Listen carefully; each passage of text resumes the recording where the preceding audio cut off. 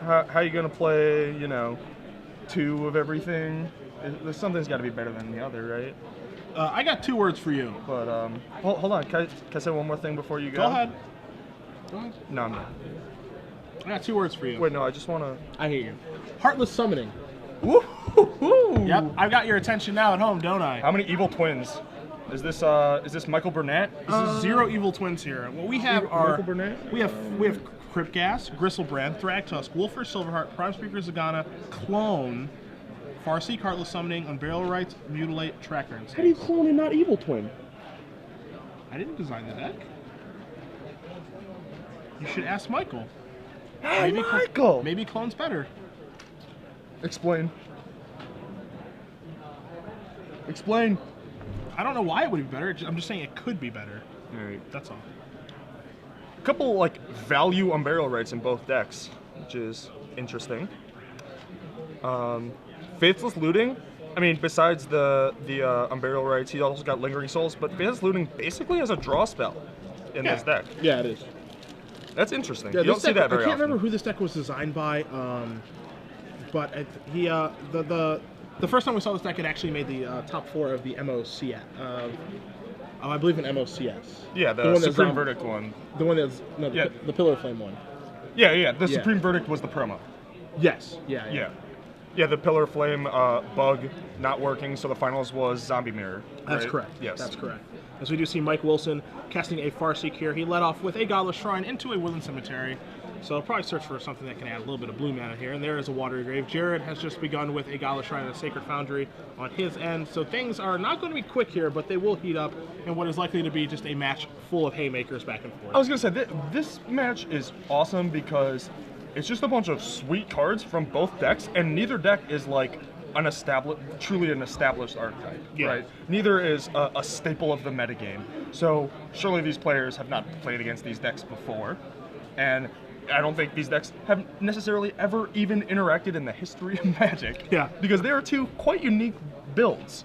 So it's going to be interesting to see. I honestly have no idea how this is going to play out, so it's going to be very cool to see what happens.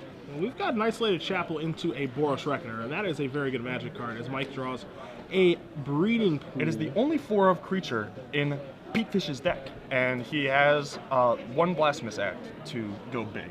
Combo. Yes. Now we see Mike tapping 4 mana here, so what is it going to be? It's going to be a Mutilate. Those are going to have to Mutilate. And he does have 3 swamps with a basic swamp, a Watery Grave, and a Godless Shrine. As you see Jared kind of peek over and make sure that's going to kill the Boros Reckoner. The reason Mike did that is because his hand is chock full of Thragtusk and Prime Speaker Zagana. That's pretty good.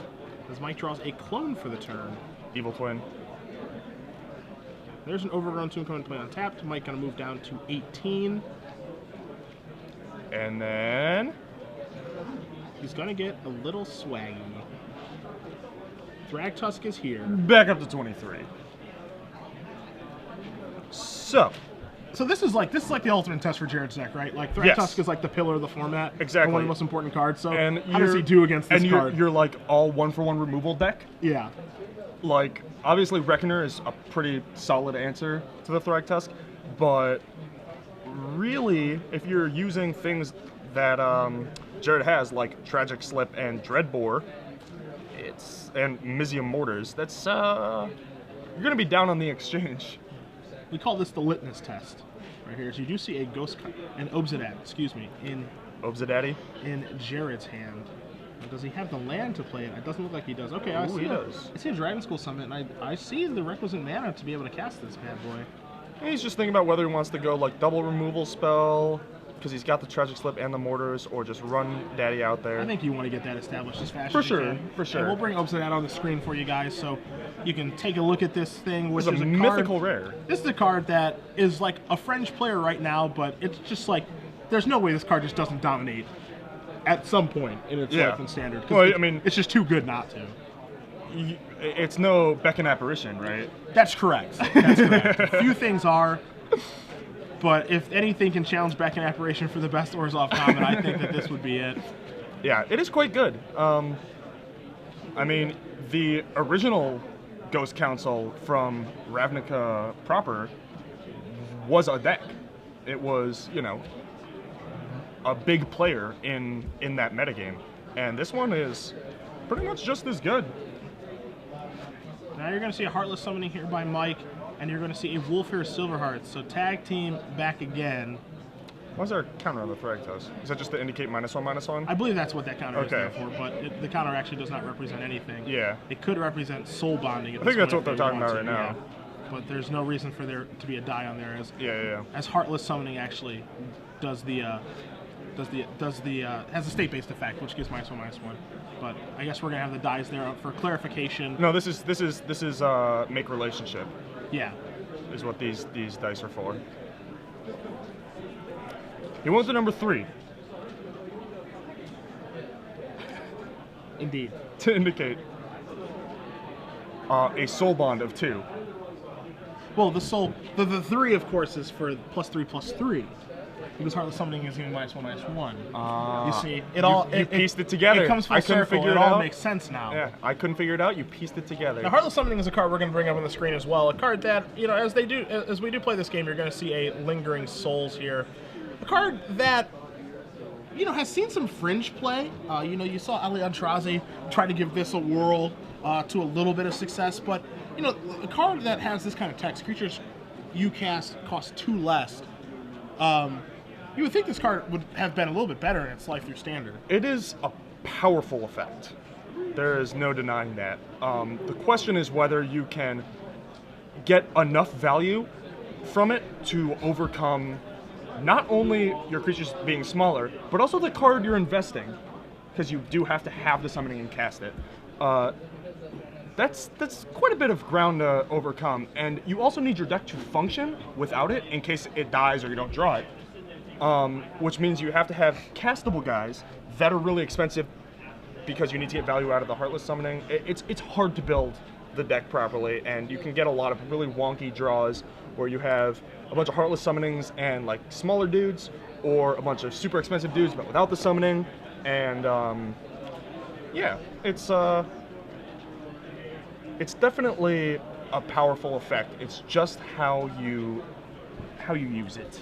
I mean, we've seen fringe cards or unique cards like this before that have had some success, and others that have not. And it's a little bit surprising to see something where it feels like they really kind of pushed to the limit on what a card like that can do. For sure. And it just really hasn't found a home because it is so goofy and wacky, where you kind of want to build your deck around it, but when you don't draw it, that's like a huge problem. Because you're going to see Thragtusk.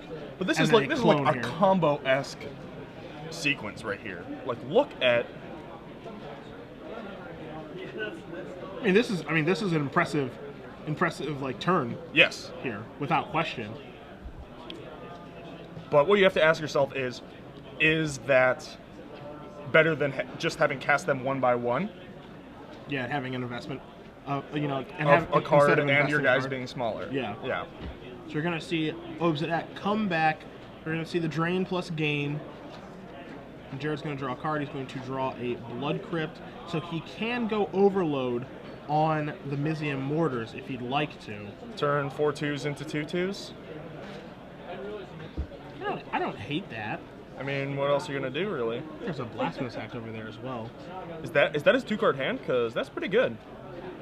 That looks to be that 2-card hand. You Yep. see Mizium Mortars, Blasphemous Act, and the Blood Crypt that was drawn for the turn. Definitely could be worse for Mr. Petefish here. Love that last name. Blood Crypt comes into play on tap. Jared gonna go down to 16. Kabloomers, Destruction. What AJ said is what's gonna resolve. Mizium Mortars. Throwing out these references, just going over Sed's head. Mizium Mortars is going to happen. Let's get some tokens. We'll get some beast tokens out here for you guys.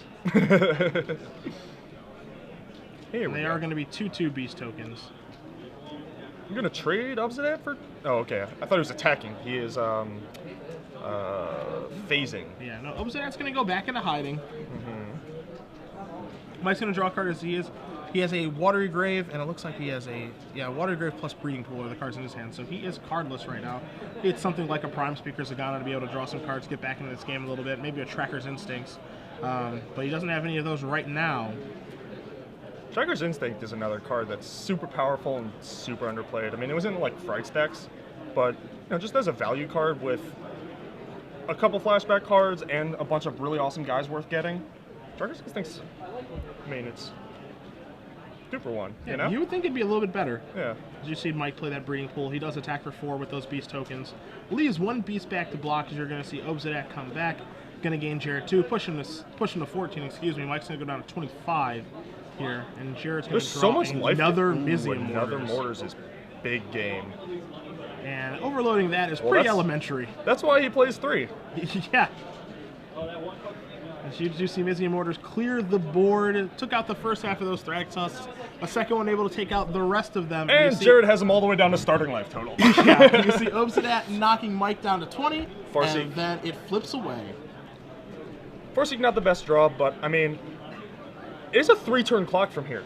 Obsidian hits for 7, drains for 2, hits for 5, drains for 2, hits for 5. That's very fast. Mike Wilson is dead very soon. And Mike does just cast the Farseek after what are you playing the gonna Water do? Grave, so gonna thin his deck out a little bit and hope to, draw something off the top to get himself out of this one.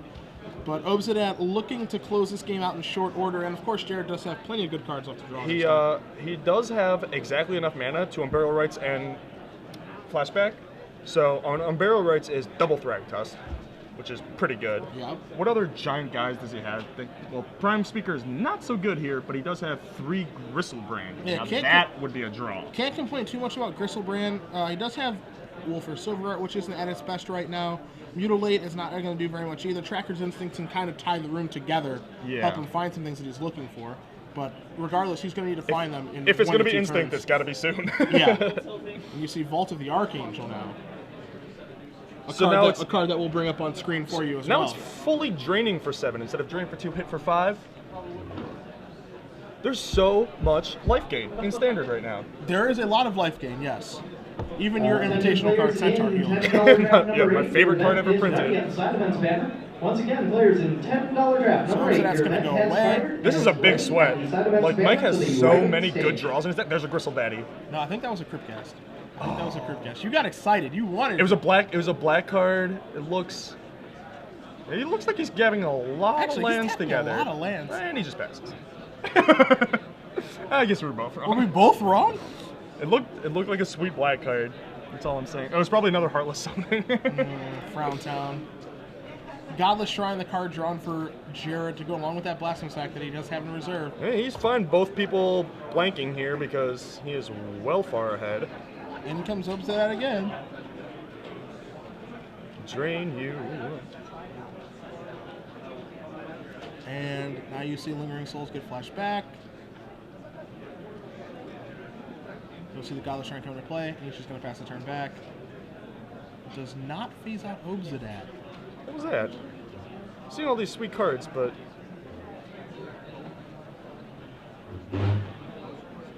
he didn't windmill slam anything, so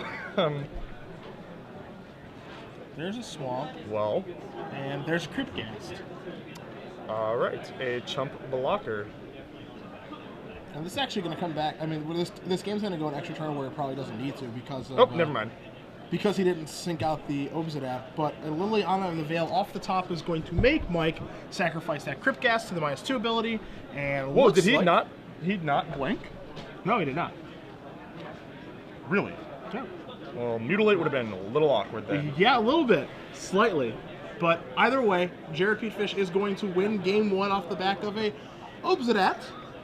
As Mike is going to go over to the sideboard and hope that he actually draws something to do with that Heartless Summoning.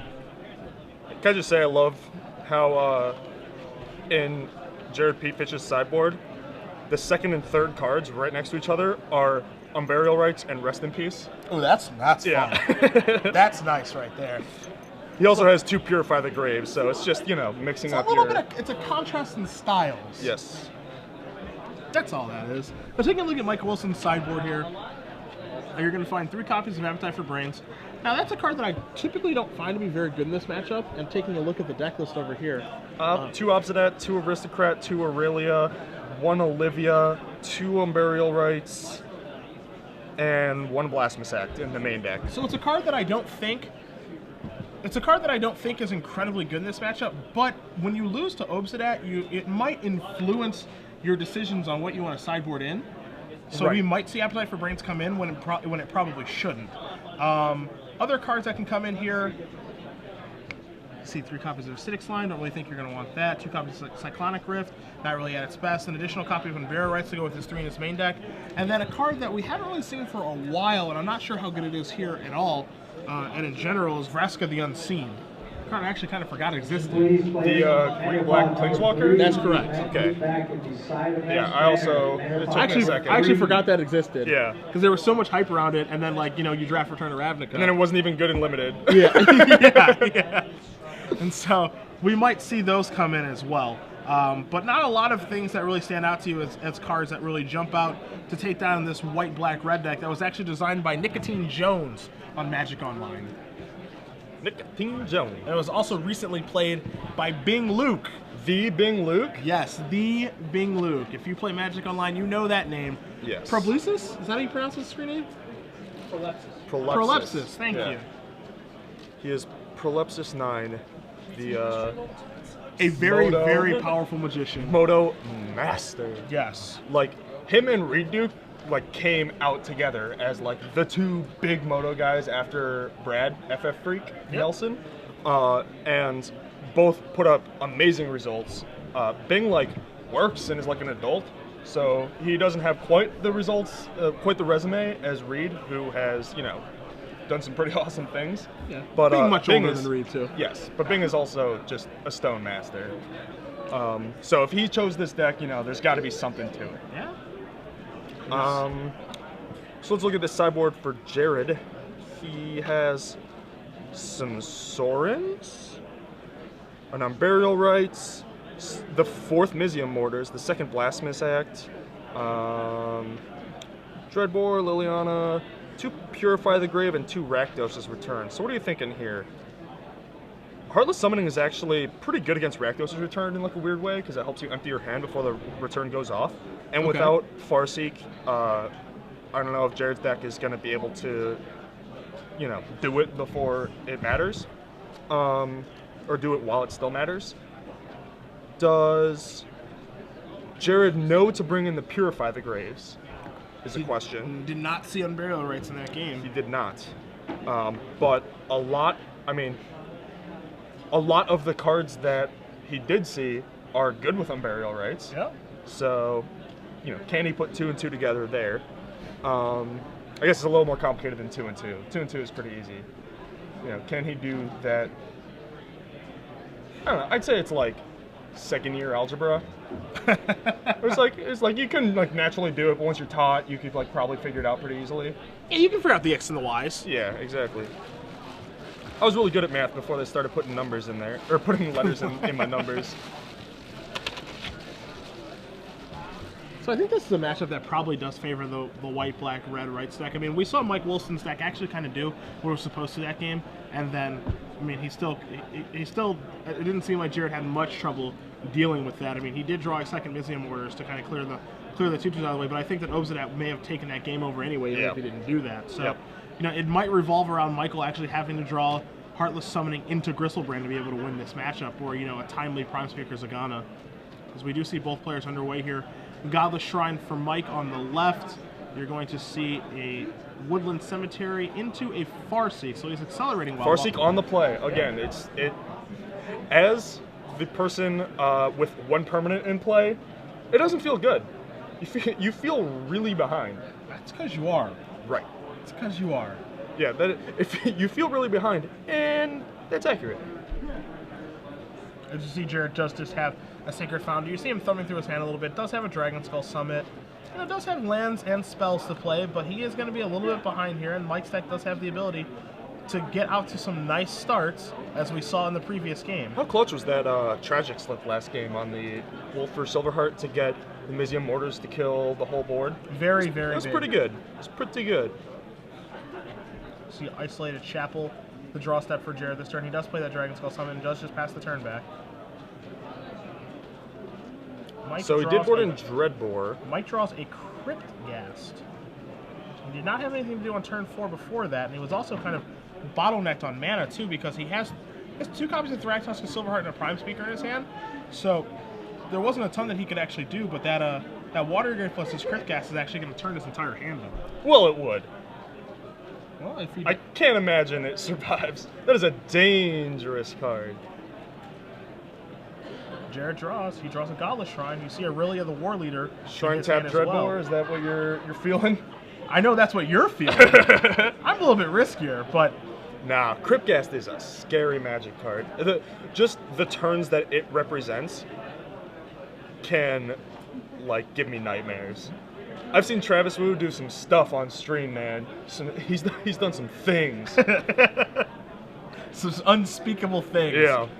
I don't know if those include drawing a swamp to play your Thragtusk, but that's what we see Mike do. And the Thragtusk train begins rolling, which is pretty much exactly what Mike Wilson wants to do, right? Just play a bunch of Thragtusks and Wolfir Silverhearts.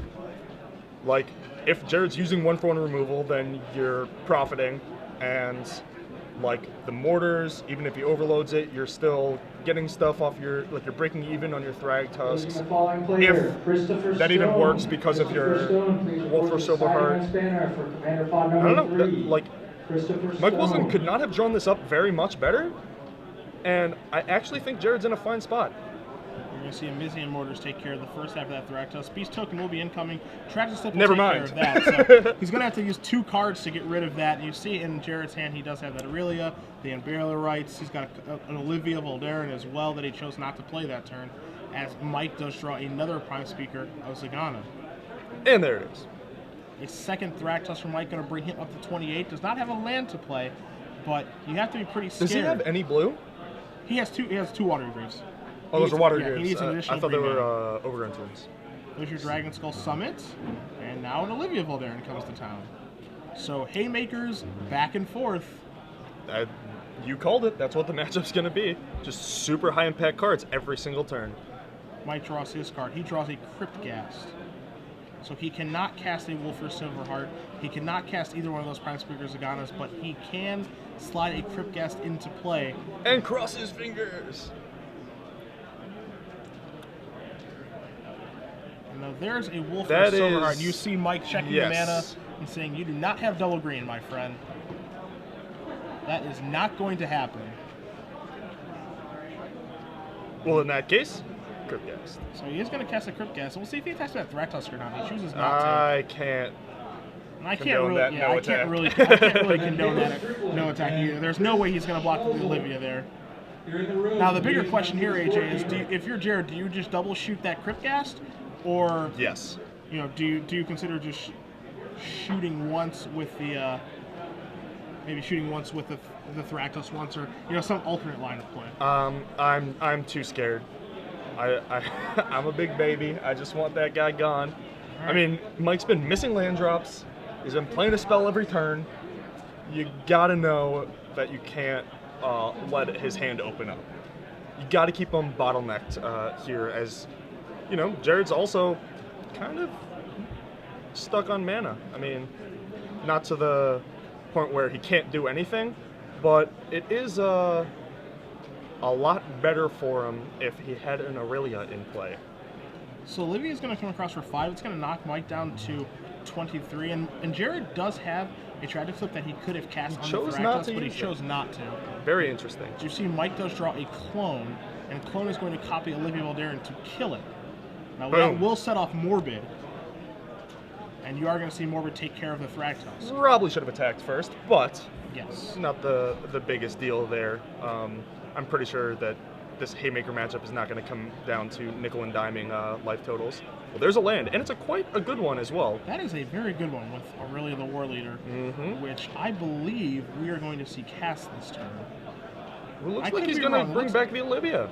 All right, yeah, okay. Unburial well, the Rights 6th land also represents the 3rd ping for the Beast. Sure. So that makes sense. Let's see if Mike's able to draw that second green. Plus, getting Olivia in play first means next turn's Aurelia, if he wants to, represents 6 more damage. Yep. Well, now we're going to see Mike tap for a Heartless Summoning, still without double green to cast that those 2 Prime Speakers and a Wolfir Silverheart, and now he's actually considering not casting that, and the reason you see that is because 2 pings will take down that Beast Token instead of 3. Right. Which actually, awkwardly enough, might be a good thing, because Olivia's a little small. yeah.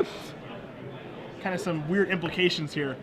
playing this Heartless Summoning or not. I mean, as Mike Wilson, you got to know, even if you do get like another clone or an Unburial Rites Spirit clone to kill the Olivia, the other Unburial Rites, you know, the back of Jared's Unburial Rites is still right there, and with mana to ping, I don't know, it's a scary position. Olivia's a scary card. It looks like he's going to go machine gun mode here. She's 6 mana. Oh, it's never actually mind. going to be beatdown mode. When he sorted his lands into 2s, I thought for sure it was Olivia pings. But it looks like we're just going to hit for 12, a casual 12, casual lethal in 2. Just a simple attack for 12. Nothing major. Yeah. As Mike draws And another uncastable Wolfer card Silverheart. from Mike. Another card he cannot cast, and he is going to scoop brutal, it up. Brutal. Jared Petefish wins 2-0 with the Nicotine Jones Brew, the white, black, red Unburial Rites Deck deck. seems sweet.